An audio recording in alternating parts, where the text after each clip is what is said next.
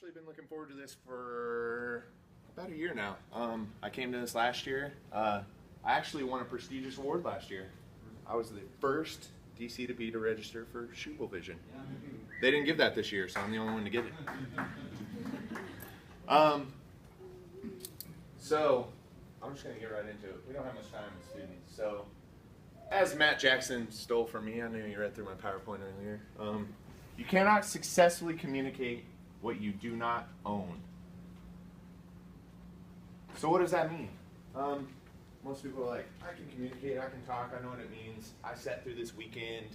Liam said it, I can say the same thing. Not exactly. I've been called on that more than one occasion, for sure. I'm a second generation, my dad's a chiropractor. The first time I ever did a training in my dad's office, I was bright red, my hands were soaked, and I was looking down at the ground going, please don't ask me to do that again. I don't ever want to do that again. I don't want to speak in front of people. I don't like doing that. And this was in a room of 4 people, and my dad. 4 people. And I was like, please don't make me do that again. So I thought, oh yeah, I got it. And then I got around my dad, and I thought, oh, okay, this is what chiropractic's about. And then I started going and doing seminars with him and doing that stuff, getting around the Liams, the Judds, some of my friends, and I'm like, okay, now that's what we're talking about. And I thought, man, school's going to be awesome. I'm going to become such a good chiropractor. They're going to teach me how to be so good. Matt, I won't say anything bad. I know it offends you. I'm sorry. You love Parker. I love him too. But that's not what I learned. I didn't become any of that. I didn't get any of those things that I thought I was going to get. And I'll give you an example. I won't say the teacher's name, but we were sitting in a class about diagnosis, and our teacher asked us, or basically made the statement of the 3 legs of the stool of chiropractic, the 3 legs that make up the stool for chiropractic. The first leg, the chiropractic adjustment. All right, cool. Yeah, I can agree with that. The second leg, nutrition. The third leg, exercise. All right, that's what we're founded on? I don't know about that. That kind of frustrated me and pissed me off a little bit. Anyways, we're going to move on from that, sorry.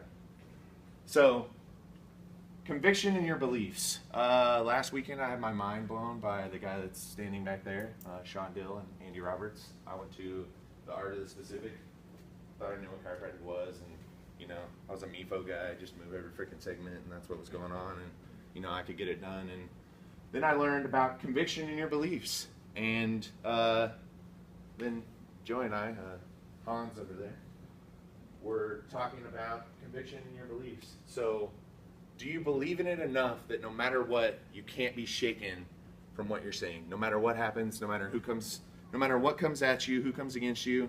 Andy shared a story that blew my mind. I won't share because we're not allowed to. That was kind of a personal thing attached, but it was amazing. It blew my mind that basically something came to him that most of us would probably have a load in our pants about, and he handled it, no problem. Did what he felt was right, and it blew me away. He got the response that you would expect. So when I was thinking about this, I thought about that magic thing. Everyone wants to know, what is that magic thing? What is that one thing that I need? Is it an interferential unit? Is it an x-ray? Is it a nice table? Is it a Thompson table? What is that one thing that I need, Doc? Sean, what's that one thing I need that's just going to make me awesome? Can you please just give me the one thing that I need to buy, and then I'll be awesome, and I can go out and be successful just like you and everyone else? And I started thinking about it, and I'm like, there is no one thing. That thing is within you. It already exists within you. It's manifesting. You guys were already called to do this. That thing lives within you. It's within you. You have to manifest it. You have to go to events like this. You have to do these things. You have to be willing to get up and speak and stand firm in what you're saying and go, this is where I stand. This is what chiropractic is, and I'm not moving. This is what it does. I can help you. I love you. You need this. Let's do this. You have to be able to do that. And so, what do we got next? Oh, Judd. I told Judd this earlier. Where are you at? I'm kind of a procrastinator. Not a proud statement to make, but All these other guys that I'm up here with, they did a great job of preparing for today. I didn't do that so much. I knew what I wanted to say and the things I wanted to say, but I just didn't know how to put it together properly. And Judd and Liam came and spoke at the school on Thursday, and I didn't get to hear Judd speak last year at Schubel Vision. I don't know what I was thinking. I dropped the ball on that one for sure. But he just started saying things and they resonated with me, and I was like, oh yeah, I got to talk about that. I got to talk about that. And one of the things that he said was, would you go see yourself? No matter what you do, no matter what you charge, no matter what your technique is or anything, would you go see yourself? Would you trust your baby, like Casey's little baby back there, would you trust your baby with you? Would you bring him to yourself? That hit me pretty deep. All right, so this was something else. I'm just gonna cheap plugs for tats all day while I'm up here.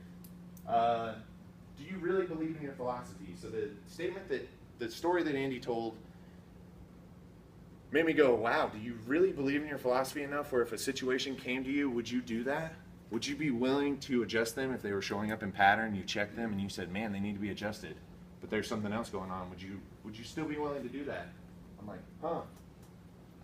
But then the other thing that hit with me was he talked about the music in between the notes. And he gave us the example of music when it's played at an incredible speed, like what Dave Tran likes to listen to. It really makes no sense. It just sounds like noise. And so he played us a clip, and it was a bunch of music, and it was like, and it made no sense. And he said that's what happens when you just adjust people all the time. You have no objective findings. You don't check, you just adjust them. You're not acknowledging that there's an innate within them that is trying to adapt. You're just adjusting them because that's what you want to do, or you want to make money, or you want to charge a bill, or you want to put them, whatever. You're probably not getting paid my insurance, but you're trying to do something. But he took the same clip that he played in fast time and he slowed it down and he said, now this is what it sounds like. And it was a beautiful piano melody. And he said, it's not about the plucking of the strings, it's about the music that's in between the notes. So it's about the music that you hear in between that, which for me was what he was talking about, was the innate that you release. So you adjust, then you allow innate to respond, the mental impulse is released, you allow the body to adapt. And that's a beautiful thing, that's a gorgeous thing, but we have such a high opinion on subluxation. We love to talk about subluxation. Subluxation, subluxation, subluxation, and there's nothing wrong with that. But what Sean and Andy helped me see is we've lost a respect for what innate is. We don't respect it. What does it know? I know what's best. I need to move that freaking segment right there, and then come over here, side posture, I'm gonna move that. All right, good, you're good to go. I knew better than what your innate did. And I didn't even check. I just said, that's what you need. That's what you needed before, same thing, right?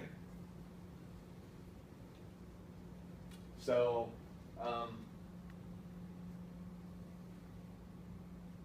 I'm going to give you guys the short version of this. The last time I talked about this, it wasn't fun. So, this was something that came against me that basically did the same thing that happened to Andy. I was challenged on whether or not I really believed in my philosophy. And I'm not proud to say that for probably about a few moments I caved. I was at school last trimester and I get a text message from my mom. And she says, I went in and had some tests done and they found a mass in my breast and they don't know what it is. And at that moment you instantly go to, it's the worst. And my grandma and my aunt have both had cancer in the family. So that was, instantly it hits me, I'm like, wow, okay. And so I don't go, man, she needs to be checked. I go, what are we gonna do? Is she gonna go get chemo? Are we gonna go send her to the chemotherapy? What are we gonna do? We need to go down the medical route. This is where we need to go. I completely lost faith in what I knew was right. Completely. And so the reason that I share that is because what's gonna happen is you're going to tell, just like Sean said, you don't make people feel stupid for their decisions. And when someone comes to you and you go, why would you do that? Why would you go to the medical doctor and go get chemotherapy and do all those things? Why would you do that? It's because they didn't know any better. We weren't there to give them that truth. You weren't on that trust scale that he talked about to give them that truth. And so that's why I share that, because I'm definitely one of the people that if you would have asked before, I probably would have said, no way would I have ever said that. And that was the first thought that went through my mind whenever that happened, was that's what we got to do. Now, I've changed from that. I've adjusted her. She's going to start getting checked now. I'm going to be more specific. But I wanted to share that with you guys. That was,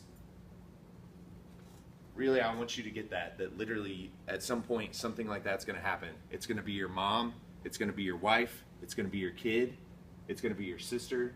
It's going to be someone. And you're going to have to know so grounded, so well in what chiropractic is that you're not going to be moved. You're going to know what's right. So I know I'm out of time. This is my final thought. This has been said a bunch. This is one of my favorite BJ quotes. We never know how far-reaching something we may think, say, or do today will affect the lives of millions, not billions, as Liam says, tomorrow.